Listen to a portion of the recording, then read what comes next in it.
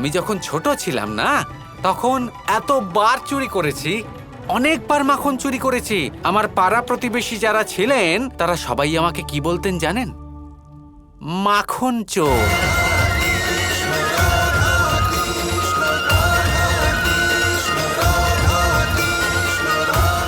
মাখন চোর? তা নয় তো কি।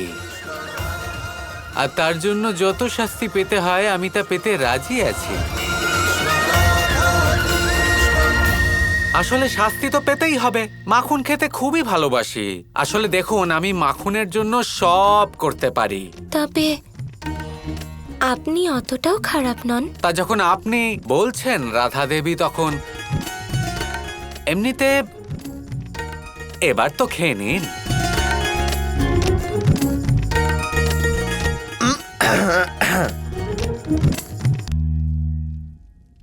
আরে, যুবরাজ শাম্ব মশাই এসেছেন। হ্যাঁ, বাবা এই ক্ষীর পাঠিয়েছেন। ওনার রাজকীয় পাচক বানিয়েছেন। শ্রীরাধা, আপনি চেখে দেখুন না কেমন হয়েছে। আমি কৃষ্ণের বানানো কোনো ক্ষীর খেতে চাই না। এ কেমন কথা রাধা দেবী? তা বললে হয় নাকি? উনি হলেন দ্বারকাধীশ কৃষ্ণ, তাই না? এত ভালোবেসে উনি আপনার জন্য ক্ষীর পাঠিয়েছেন, একটু চেখেই দেখে নিন। কিন্তু কেন? আমি খেতে চাই না। আরে দেখুন, আমি আপনাকে বোঝাচ্ছি, আপনি নিজেই ভেবে দেখুন। আপনি যদি চেখে না দেখেন তাহলে আপনি জানতে কি করে পারবেন যে কোন ক্ষীরটা বেশি সুস্বাদু হয়েছে? ঠিক কি না? ভেবে দেখুন একবার। আরে শাম্ব মশাই, আপনি যুবরাজ, আপনি বাইরে দাঁড়িয়ে আছেন কেন? ভেতরে আসুন। এই নিন। এই তো আমি আছি তো। এই ক্ষীরটা ওনার। হ্যাঁ,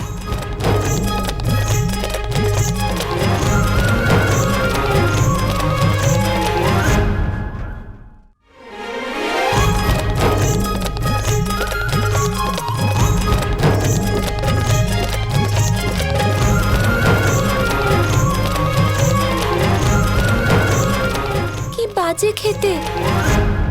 কি বলছেন আপনি? এই যে, এই নিন।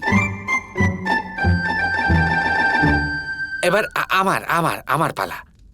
এ হলো আমার বানানো ক্ষীর।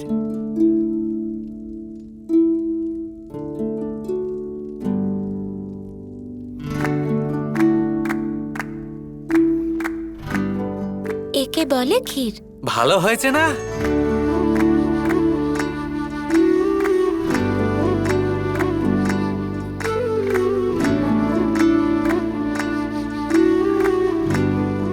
এটা খেয়ে এমন মনে হচ্ছে যে আমি এটা অনেকবার খেয়েছি। তা হতেই পারে যে আপনি খেয়েছেন, হতে পারে আপনি খাইয়েছেন। মনে করার চেষ্টা করে দেখুন।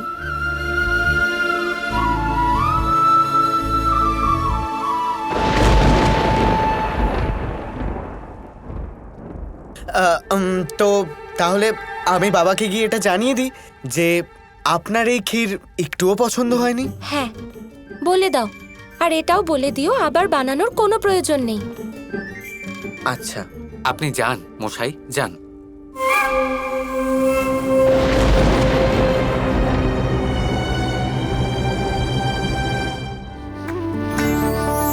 তুমি প্রেম মোর, তুমি প্রাণ মোর, বাঁশির সুরে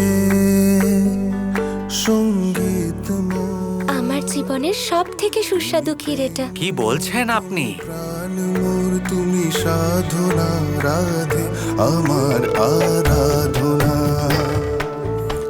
তুমি প্রেম মোর, তুমি প্রাণ মোর, তুমি সাধনা রাধে আমার আরাধনা। গোপাল, তুমি প্রেম মোর, তুমি প্রাণ মোর। কোথায় যাচ্ছ? কথা বলতে এসেছিলে যে? আরে না না, আমি তো দেখতে এসেছিলাম যে আপনি খাবার খেয়েছেন কিনা। কেন? জানতে চাও না যে আমার মনে কি আছে? কি আছে আপনার মনে? বলুন। প্রেম আছে গোপাল। আমার মনে তোমার প্রতি প্রেমের অনুভূতি আছে, অনুভূতি আছে, অনুভূতি আছে।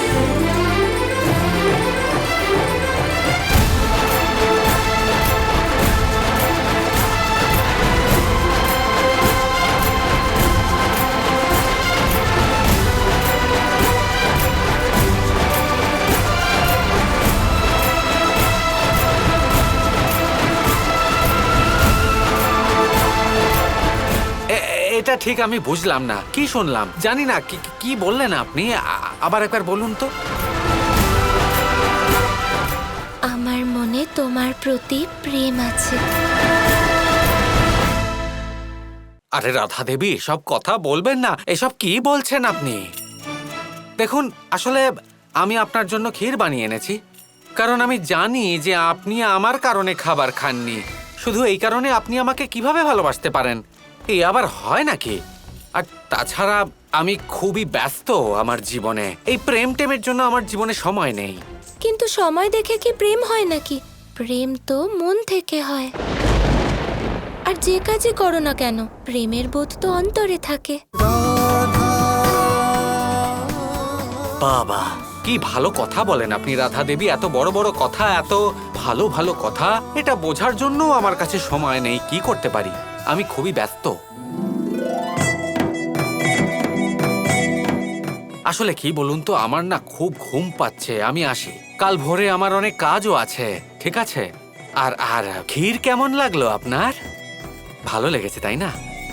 পুরোটাই খেয়ে নেবেন আপনি, ভালো করে খাবেন, ঠিক আছে? আচ্ছা, আমি আসি। প্রণাম রাধা দেবী। দাঁড়াও,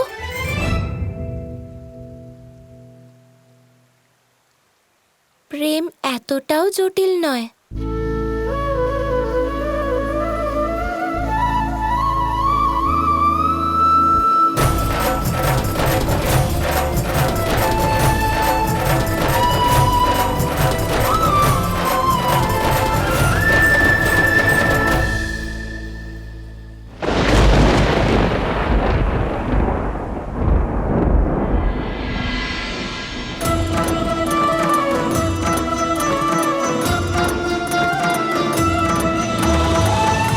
যে আমি যখন ছোট ছিলাম না, তখন এতবার চুরি করেছি, অনেকবার মাখন চুরি করেছি।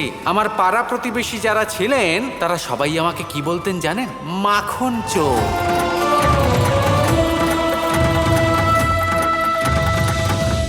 সঠিক আভাস পাচ্ছি।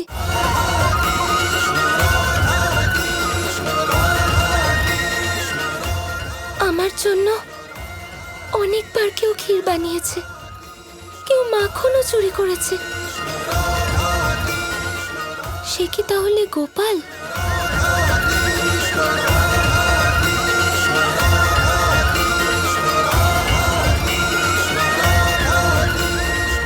এই দড়িটা দেখুন,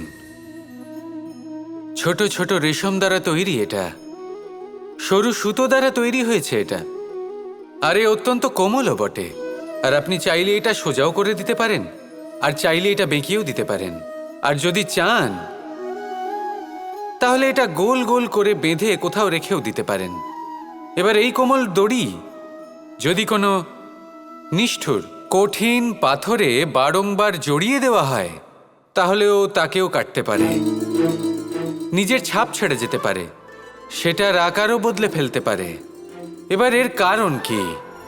এর কারণ হলো অভ্যাস আর নিরন্তর প্রচেষ্টা।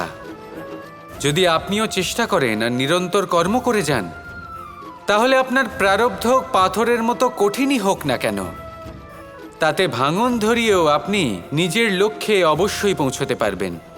একটা গুরুত্বপূর্ণ কথা মনে রাখবেন,